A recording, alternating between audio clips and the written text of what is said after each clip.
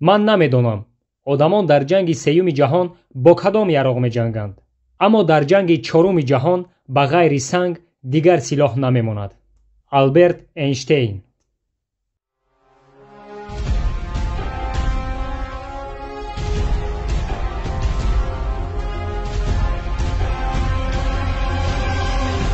салом дӯстон, имрӯз мо дар мавзӯи яке аз таркишҳои ядерии таърихӣ ки дар шаҳри Хиросима ва Нагасаки рух додааст суҳбат мекунем.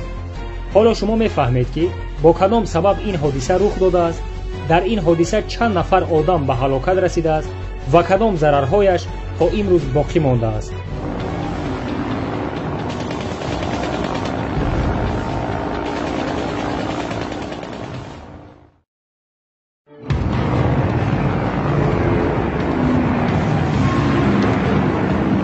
моҳи декабри соли 1941 япония ба вайни базаи обии амрико ки дар уқёнуси ором қарор дошт ҳуҷум мекунад.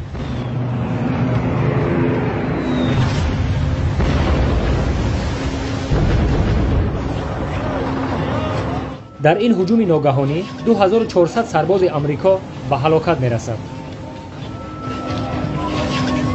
ин якумин ҷанги калон байни ду давлати калон дар уқёнуси ором буд ки 4 сол давом кард.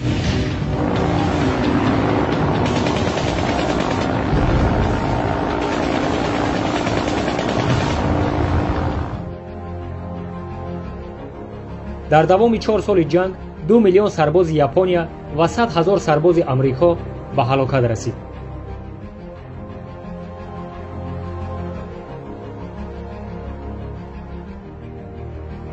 амрико мехост ҳар чӣ зудтар ҷангро хотима диҳаду ва интиқоми сарбозони ҳалокшудаашро гирад. барои ба анҷом расидани ҷанг ва интиқом гирифтан роҳҳои зиёде меҷустанд. баъди машваратҳои зиёд ба хулосае меоянд ки зарбаи ядерӣ ба Япония зананд. ба ин восита амрико хост ки се амалро ба анҷом расонад. якум, санҷиши бомбаи ядерияшон.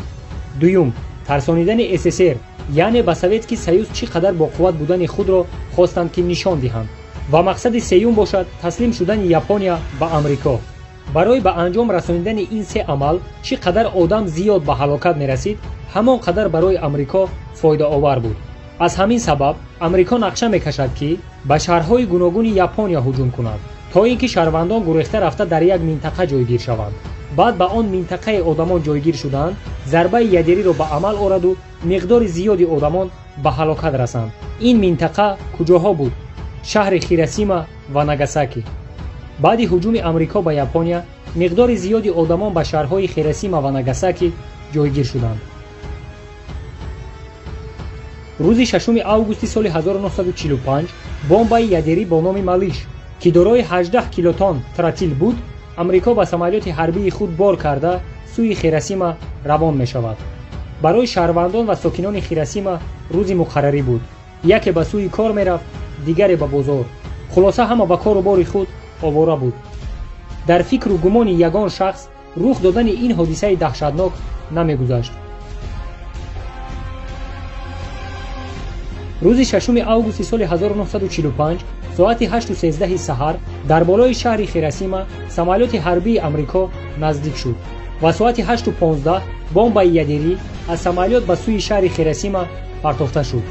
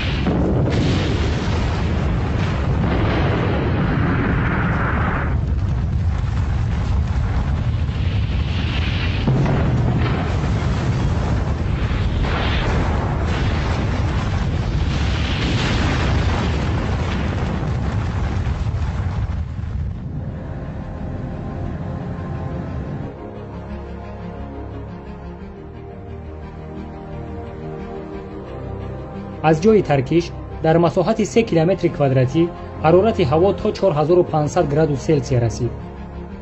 аз ҳамин сабаб баъди як сонияи таркиш зиёда аз 70 000 одам ба ҳалокат расид. ба ғайри ин аз мавҷи таркиш одамон дар як ниҷа задан ба хокистар табдил меёфтанд. дар умум дар вақти таркиш зиёда аз 160 000 одам ба ҳалокат расид.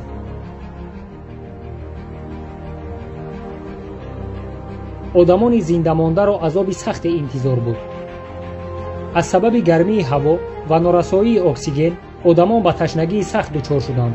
лекин дар вақти таркиш роҳҳои обгузар вайрон шуда, обҳои қубурҳо бошад аз гармии зиёд буғ шуда буданд.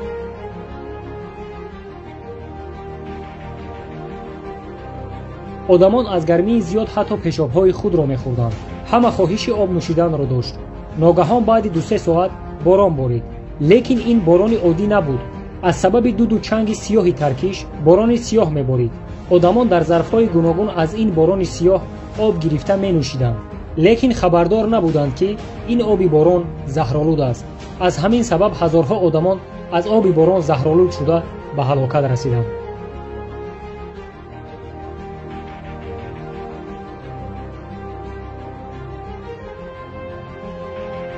баъди ин ҳодиса давлати Япония дар ҳолати бисёр бад қарор дошт.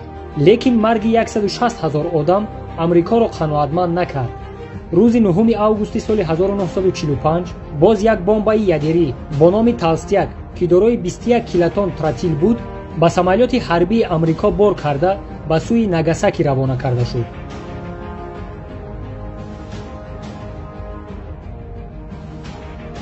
вақте ки самолёти ҳарбӣ ба болои шаҳри Нагасаки наздик шуд, қисми зиёди одамон гурехта дар таги заминҳо пинҳон мешуданд. аз ҳамин сабаб лёчку сарбозони амрико зиёда аз 1 соат дар ҳаво интизор шуданд ки одамон аз ҷойҳои пинҳоншуда берун бароянд.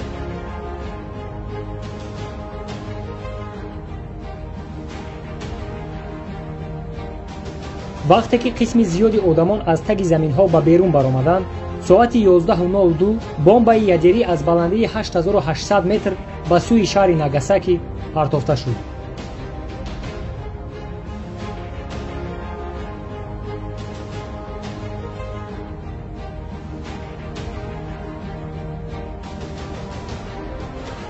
дар баробари таркиш зиёда аз 40 000 одам дар як сония ба хокистар табдил ёфт. дар умум зиёда аз 80 000 одам дар таркиши Нагасаки ба ҳалокат расид. як шаҳри калон ба як ҷангали дар оташ фурурафта табдил ёфт. давлати Япония қуввати бардошти бомбаи сеюмро надошт. аз ҳамин сабаб аз тарси он ки амрико боз як бомбаи дигар напартояд, рӯзи 15 августи соли 1945 Япония ба амрико таслим шуд.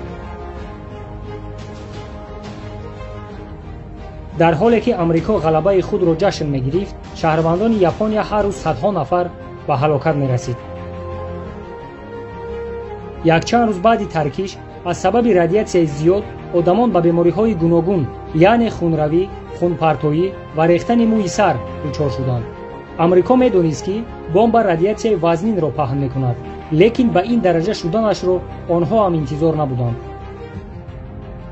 баъдтар дар Япония як навъи бемории саратон пайдо шуд, ки ягон табибу илми тиб намедонист ин чӣ беморӣ аст. амрико барои фаҳмидани таъсири радиатсия ва аниқ кардани навъи беморӣ одамонро аз Япония ба амрико бурда, чӣ хеле мехостанд ҳамон хел дар одамон озмоиш мегузаронданд. аз ин ҳодиса аллакай 75 сол гузаштааст. дар ин муддат Хиросима ва Нагасаки пурра барқарор карда шуд. айни замон Япония яке аз давлатҳои пешрафтаи дунё ва Хиросимаву Нагасаки бошад яке аз шаҳрҳои зеботарин ба ҳисоб меравад.